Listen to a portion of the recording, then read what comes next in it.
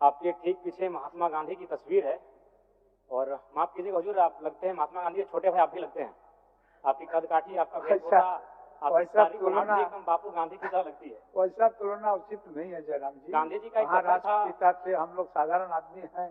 चलिए, गांधी साहब कम नहीं है और आपसे भारत देश पर बैठने का मौका मिला, ये हम लोग के लिए काफी है। चलिए, गांधी जी का एक कथन था, भारत की आत्मा बसती है गांवों में, गांवों की आत्मा बसती है किसानों में, और किसानों की आत्मा बसती है खेत खलिहानों में। महोदय, कृषि पशुपालन सहकारिता के मद में 4,587 करोड़ का जो बजट निसंदेह सराहनीय है। सरकार के दावे मजबूत हैं और बजट भी लाजवाब है, लेकिन सच्चाई भी यही है अध्यक्ष महोदय कि झारखंड राज्य में 4,402 पंचायत हैं। एक भी पंचायत पूर्ण रूपेण कृषि पर निर्भर नहीं है। मैं आपके माध्यम से विभागीय मंत्री महोदया से आग्रह करूंगा कि एक पंचायत का उदाहरण प्रस्तुत कीजिएगा वित्तीय बजट वर्ष में। एक पंचायत, 4,402 पंचायत में आप एक पंचायत को चुनौती के रूप में स्वीकार कीजिए और उसे पूर्ण रूपेण कृषि पर निर्भर बनाइए। मैं आप मंत्री महोदय से आग्रह करता हूं। अध्यक्ष महोदय, निसंदेह आज इस राज्य की समस्या बेरोजगारी है, आज इस राज्य की समस्या पलायन प्रवास है, और इन सारी समस्याओं का निदान है कृषि। यदि हम कृषि को उन्नत करने में सक्षम रहते हैं अध्यक्ष महोदय, तो निसंदेह इन सारी समस्याओं का समाधान होगा। और वह तभी सक्षम होगा क्योंकि इस देश के पूर्व प्रधानमंत्री राजीव गांधी कहते थे कि दिल्ली से भेजा हुआ 1 रुपए गांव आते आते 10 पैसे बचता था। तो ठीक उसी प्रकार इस बजट में पारित कृषि के लिए 4,587 करोड़ का जो बजट है, अगर यह गांव सही सलामत पहुंच जाएगा अध्यक्ष महोदय, तो मैं कह सकता हूं ये सरकार के लिए बहुत बड़ी उपलब्धि होगी। अध्यक्ष महोदय, धान की खरीदारी तय समय अवधि में सीधे सरकार तय एमएसपी के साथ करना सुनिश्चित करे। सभी लैम्स और पैक्स इसके खरीदारी में जानबूझकर देरी करते हैं। देरी करने के कारण क्या होता है कि किसान मजबूरन अपना जो धान है वो बिचौलियों को बेचना पड़ता है। ये गांव की सच्चाई है अध्यक्ष महोदय। इसलिए यदि सही समय पर धान को खरीदा जाए और धान का न्यूनतम दर निर्धारित किया जाए जो कि बाजार, तो हमें लगता है कि किसानों को आत्मनिर्भर होने का अवसर मिलेगा अध्यक्ष महोदय। अध्यक्ष महोदय, 30 मीट्रिक टन क्षमता वाले 107 कोल्ड स्टोरेज का निर्माण झारखंड में हुआ है, लेकिन इसका संचालन ठीक से नहीं हो पा रहा है। इसका मुख्य कारण है बिजली कनेक्शन में। झारखंड के जो पैक्स हैं वो सक्षम नहीं है और मेरे हिसाब से यंत्र का जो बोझ होगा वो किसानों पर अतिरिक्त होगा। इसलिए मैं विभागीय मंत्री महोदय से आग्रह करूंगा कि इसे सोलर में कन्वर्ट करने का प्रयास किया जाए।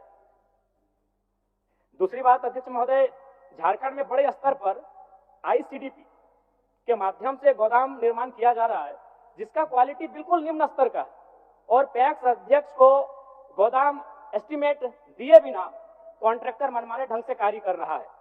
और जानकारी के लिए आईसीडीपी सेंट्रल गवर्नमेंट द्वारा 1 अप्रैल 2021 को बंद कर दिया गया है, तो फिर ये झारखंड में काम कैसे कर रहा है अध्यक्ष महोदय, इसकी जानकारी को स्पष्ट करेंगे। अध्यक्ष महोदय, झारखंड माटी के लाल पद्मश्री सिमन ओरांव जी, जिन्होंने छोटी छोटी नहरों को मिलाकर 3 बांध बनाए थे, आज इन्हीं बांधों से करीब 5,000 फीट लंबी नहर निकालकर खेतों तक पानी पहुंचाया जा रहा है। बिना आर्थिक संसाधन के, बिना सरकारी सहायता के एक गांव का आम व्यक्ति अपनी इच्छा शक्ति से वह करके दिखला सकता है जो सरकार करने में सक्षम है। तो आवश्यकता है सरकार को अपनी इच्छा शक्ति को मजबूत करने की। अध्यक्ष महोदय, एक और जहां टोमेटो के सॉस बेचकर लोग अरबपति करोड़पति बन रहे हैं, और एक और हमारे किसान मूल्य ठीक ठाक नहीं मिल पाने के कारण उन्हीं टमाटर को सड़कों में फेंक रहे हैं अध्यक्ष महोदय। इसलिए अगर वास्तव में इस राष्ट्र को, इस राज्य को अगर उन्नत बनाना है तो कृषि को आपको उन्नत बनाना ही होगा। बिना कृषि का आप इस राज्य को, इस राष्ट्र को उन्नत नहीं बना सकते अध्यक्ष महोदय। अध्यक्ष महोदय, जब किसान चाहे आलू रहे या टमाटर रहे उचित मूल्य नहीं मिल पाता है तो कहीं ना कहीं उसका भारी मात्रा में नुकसान हो जाता है। आज 118 गोदामों के निर्माण के लिए 259 करोड़ 52 लाख रुपए को उपबंध किया गया है अध्यक्ष महोदय, लेकिन कोल्ड स्टोरेज का निर्माण को छोड़ दिया गया है। साथ ही खाद्य प्रसंस्करण से खाद्य पदार्थों का संरक्षण, किसानों का उत्पाद उचित मूल्य पर कैसे मिल पाएगा, ये बहुत ही महत्वपूर्ण विषय है अध्यक्ष महोदय। अध्यक्ष महोदय,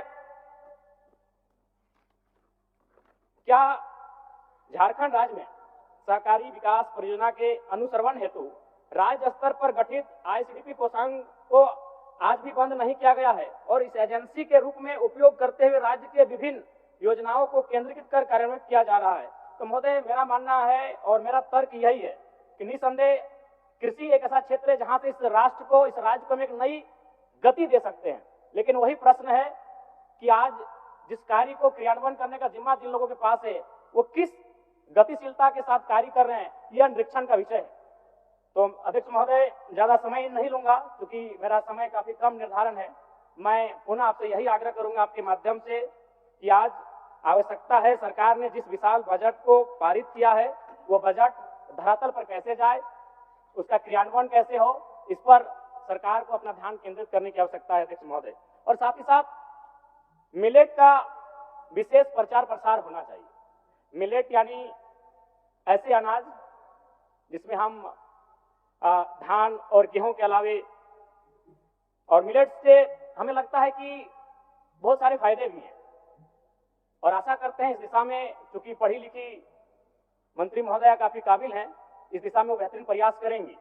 चलिए अध्यक्ष महोदय, बस एक छोटी सी पंक्ति अगर आपकी अनुमति हो तो,